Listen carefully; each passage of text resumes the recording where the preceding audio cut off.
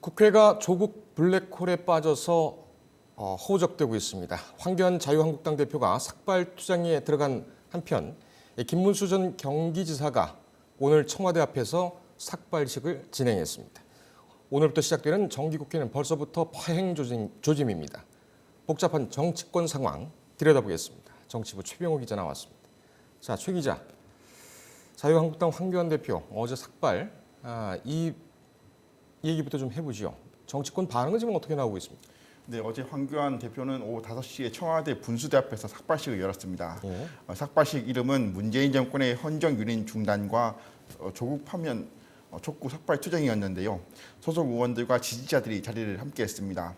황 대표는 이 자리에서 입장문을 발표하면서 문재인 대통령의 헌정 유린, 조국의 사법 유린 폭거가 묵과할 수 없는 지경이라면서 이 삭발을 계기로 문 대통령과 정권의 한가하는 뜻과 의지를 다지겠다고 했습니다.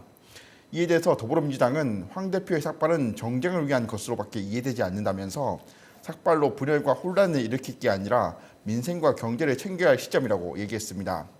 또 정의당은 황 대표가 분위기에 떠밀려 억지로 삭발을 했다고 얘기했고요.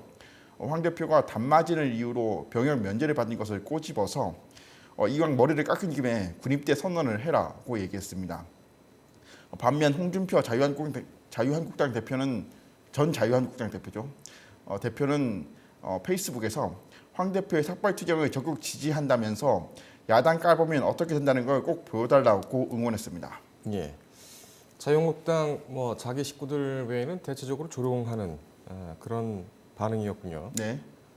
이 삭발 투쟁 보통 보면은 이 노동자들이라든지 그다음에 일용직 이런 사회적으로 상대적으로 이제 취약계층들 본인들의 주장과 권리 이런 것이 침해됐을 때 마지막으로 선택할 수 있는 그런 방안이 바로 삭발 투쟁이었는데 네. 이번에는 좀 어울리지 않는다 이런 얘기도 좀 있습니다. 네, 황 맞습니다. 대표가 전통 공안 검사 고위 검사 출신이고 또 크리스찬이고 물론 이제 종교 얘기는 좀 다른 얘기가 되겠습니다만 역대는 이 삭발 투쟁 좀 효과가 있었습니까? 예, 어제 정치권에서는 이 삭발 투쟁에 대해서 황교안 대표의 입장에 찬성하든 또 반대하든 간에 일단은 충격적이고 좀 당황스럽다라는 반응이 많았습니다. 예.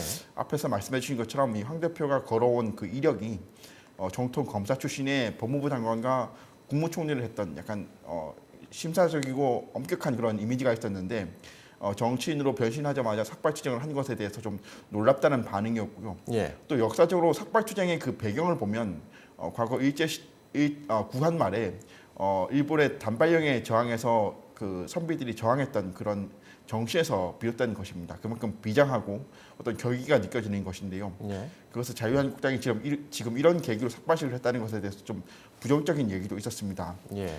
앞에서 말씀해 주신 것처럼 정치권에서는 이 삭발식이 어떤 중요한 고비일 때마다 나타났는데요. 사례를 보면 일단 박찬종 전 신민당 의원이 1987년에 김대중, 김영삼 대선 후보의 단일화를 촉구하며 삭발을 한 적이 있었습니다.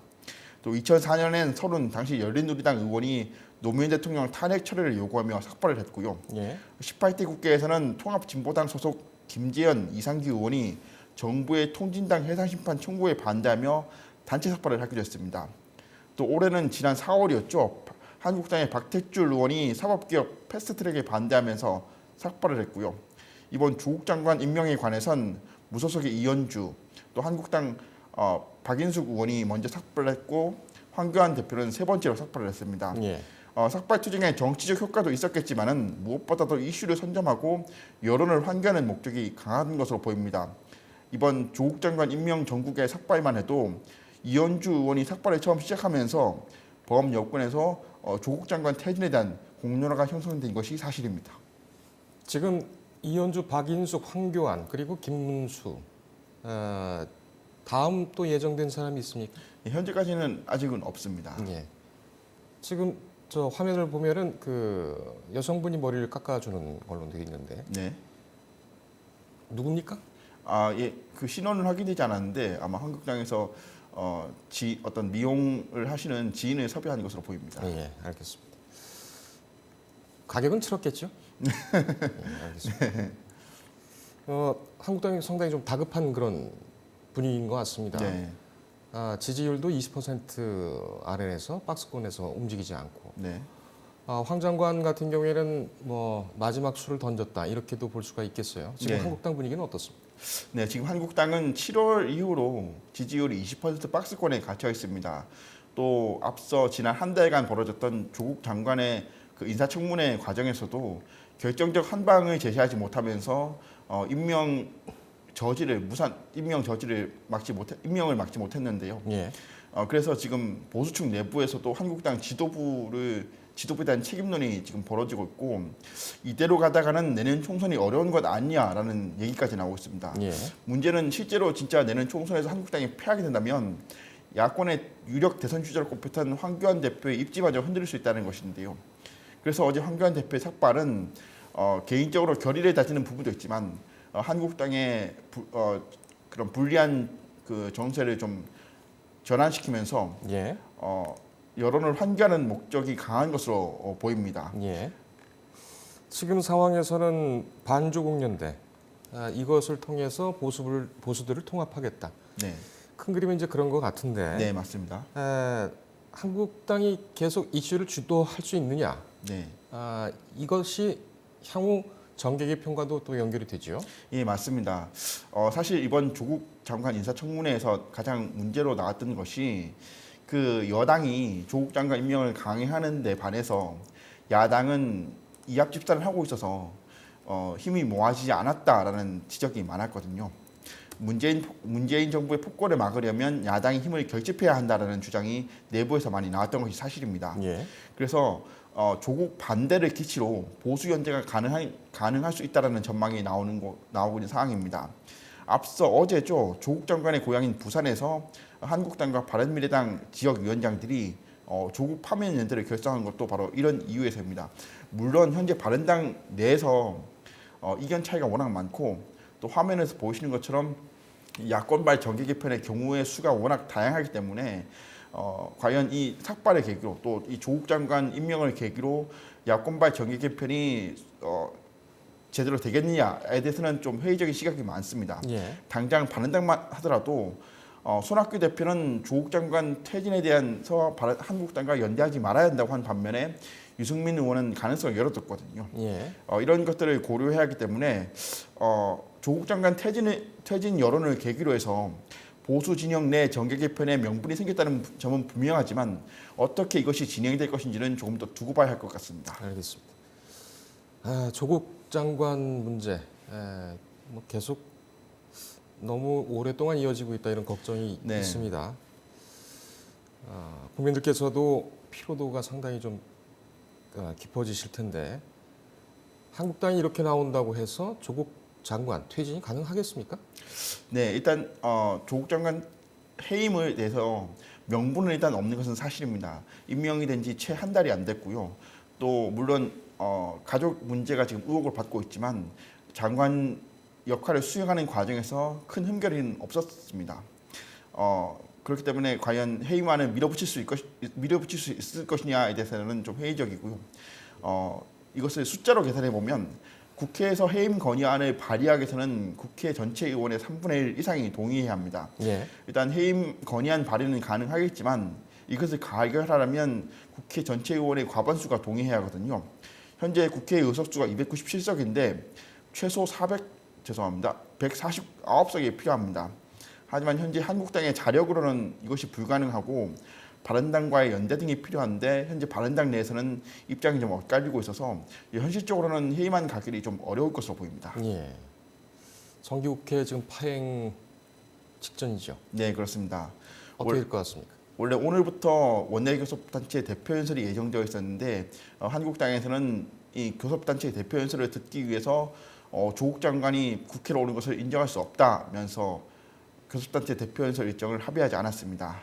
그렇기 때문에 일단 그 이후에 예정된 대정부 질문이나 국정감사 일정도 좀 안결석에 빠져들었는데요. 예.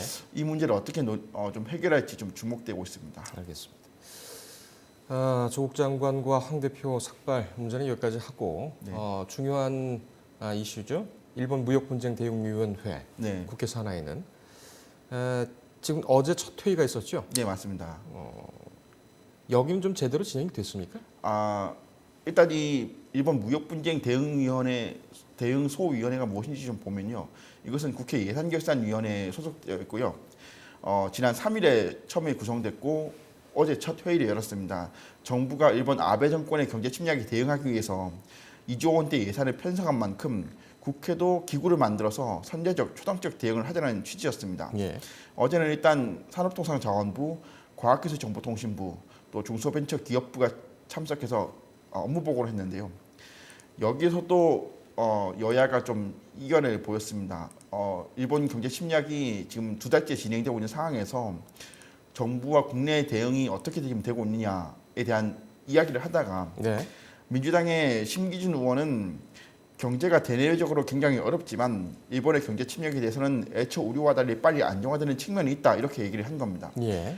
이에 대해서 한국당의 김성원 의원은 일본 경제 침략에 대응하는 정부의 대응 자세가 너무 안일하고 현실성이 부족하다고 지적했습니다. 그러면서 국회란 과감한 지원을 통해 기업과 시장의 활력을 제고해야 한다고 촉구했습니다. 자, 이 소위는 앞으로 어떻게 활동을 하게 됩니까? 일단 어제 관계부처 업무 보고를 했고요. 오는 20일에는 소재, 부품, 장비 관련 중소기업과 학계 등과 전문가 간담회를 엽니다. 예. 그리고 27일에는 국내 산업 현장 방문을 진행할 예정입니다. 방문 기업으로는 YMT 주식회사, 풍원정밀, TDL, 사마콘덴서 등이 꼽히고 있고요. 예. 또 연구기관으로는 재료연구소, 한국과학기술연구원, 한국화학연구원 등도 방문할 것으로 보입니다. 아울러 내달 23일부터 이틀간 일본 산업 현장을 견학키로 했고요. 이런 활동을 통해서 소위는 연말까지 일본 경제 침략 대응 예산 활용 방안을 담은 결과 보고서를 만들어 제출할 계획입니다. 예. 10월 23일부터 25일까지입니까? 일본 산업 현장 시찰. 예, 여기는 이제 소위원회 위원들이 가게 되는 거죠? 예, 맞습니다.